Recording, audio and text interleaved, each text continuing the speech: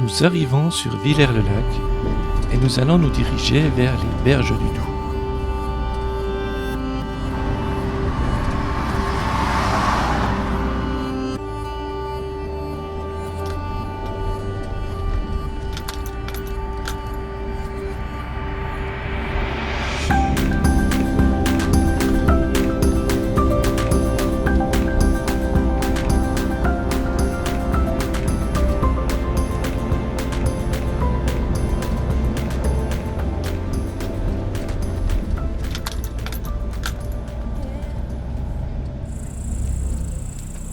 Ce que l'on trouve est très inquiétant.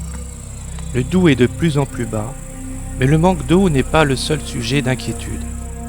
Car l'eau stagnante, plus la chaleur, font que des algues et des autres plantes invasives prolifèrent sur le Doubs, comme nous pouvons le constater.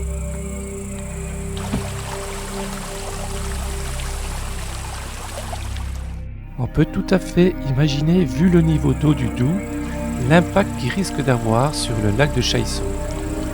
Et nous allons le voir après.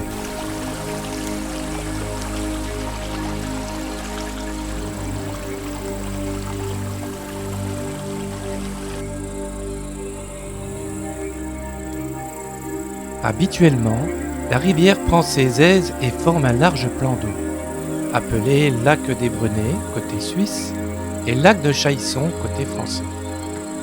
Puis, elle serpente dans les bassins du Doubs jusqu'au saut du Doubs, haut lieu touristique.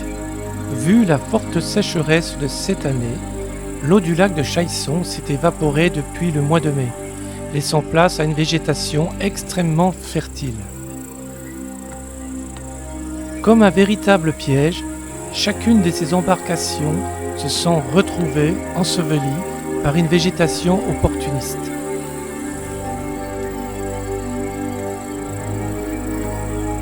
Cependant, le spectacle et les paysages n'en restent pas moins splendides.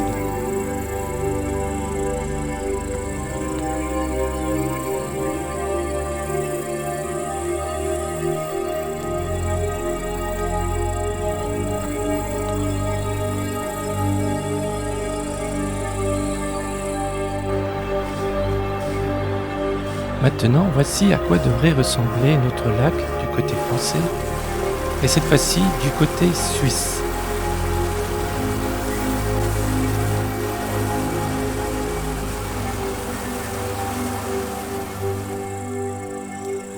Maintenant, je vous emmène au barrage du Châtelot et nous allons remonter le Doubs jusqu'à son saut.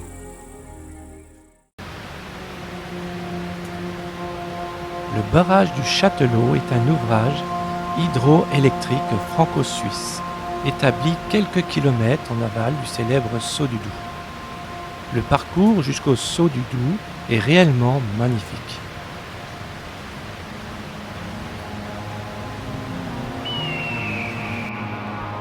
Le Doubs, comme nous pouvons l'observer, est extrêmement bas. La seule sortie d'eau du barrage se situe tout en bas. Comparativement, voici le Doubs de l'année dernière, au mois de mai 2021.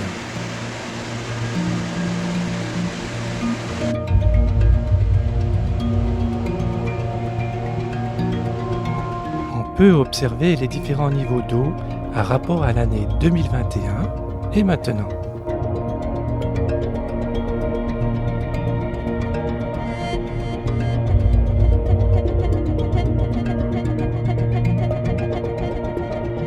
Continuons cette fois-ci notre chemin direction le saut du Doubs. Du barrage au saut du Doubs, il faut compter environ 7 km de promenade.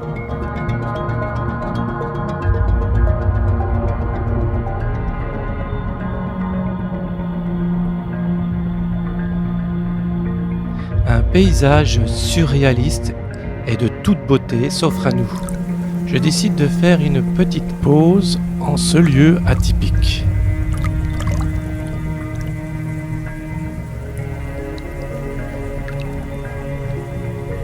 Une légère brise souffle sur le Doubs que j'apprécie, car la température ambiante ici est suffocante. La vie semblerait s'être évaporée avec cette sécheresse persistante.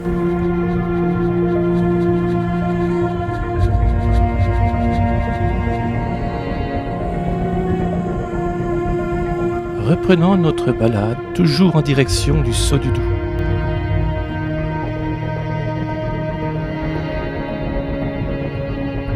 Pour moi, en passant par ici, c'est le passage l'un des plus fascinants de cette promenade.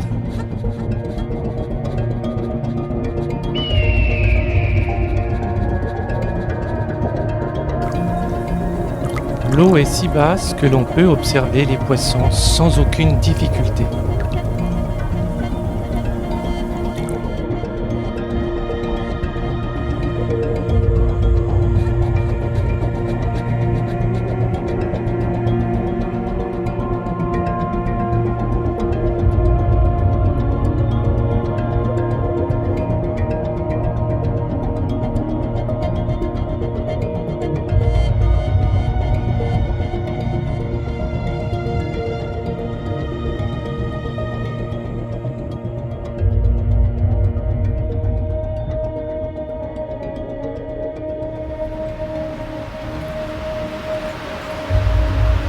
Le Saut du Doubs n'est plus très loin et j'ai vraiment hâte d'y arriver.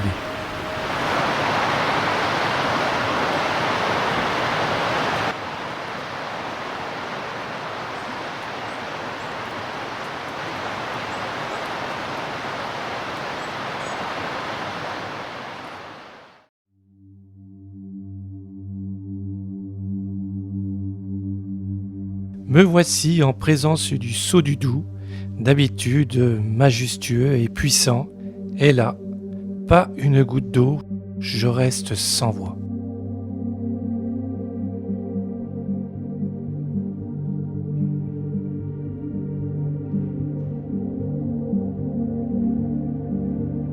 Pourtant, haute de 27 mètres, la chute du Saut du Doubs reste l'une des plus impressionnantes chutes de la région.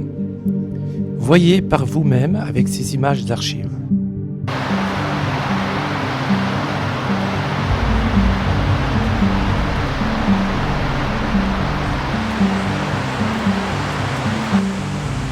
Contemplez sa beauté et toute sa puissance du haut de ses 27 mètres.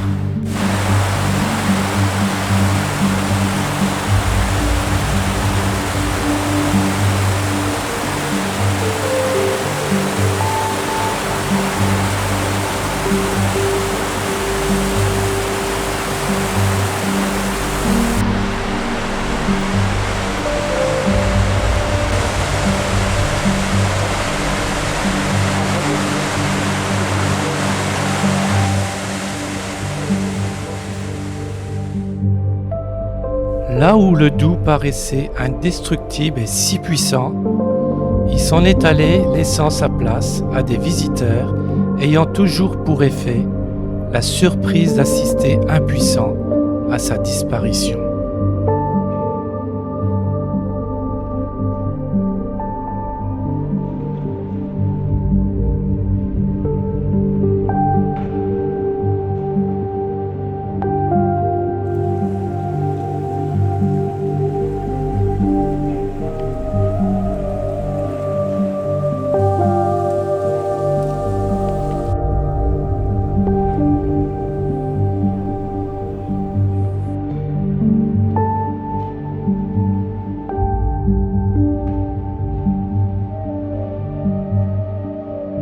Les conséquences sont aussi très importantes pour les restaurateurs et les commerçants autour du site. Il y a beaucoup moins de monde reconnaît un commerçant présent depuis 1963. Normalement, les terrasses sont pleines. Là, on est sur du moins 50, voire moins 60% d'activité. Et que dire des bateliers? Pour les organismes qui gèrent la traversée, il a fallu s'adapter aux conditions météorologiques. Nous naviguons toujours dans la partie des bassins où l'eau peut aller jusqu'à 30 mètres de profondeur. On a reculé les pontons au fur et à mesure que l'eau se retire afin de pouvoir embarquer les passagers, explique la gérante d'un des organismes.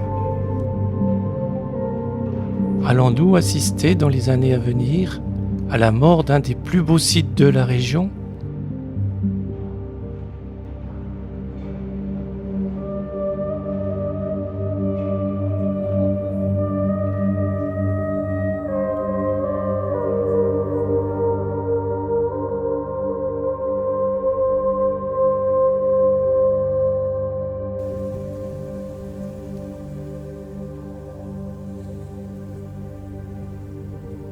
La sécheresse, un phénomène naturel dont la progression n'a pas toujours été prise en compte par les élus et les services de l'État. Le rôle des cours d'eau a été relégué aux oubliettes, mais les temps changent. Aujourd'hui, les rivières, les zones humides, les tourbières sont considérées comme des acteurs à part entière. C'est de notre quotidien dont il s'agit. Avec le changement climatique en cours, aurons-nous toujours de l'eau potable en quantité suffisante ? Il est temps de réfléchir à tout cela avant qu'il ne soit trop tard.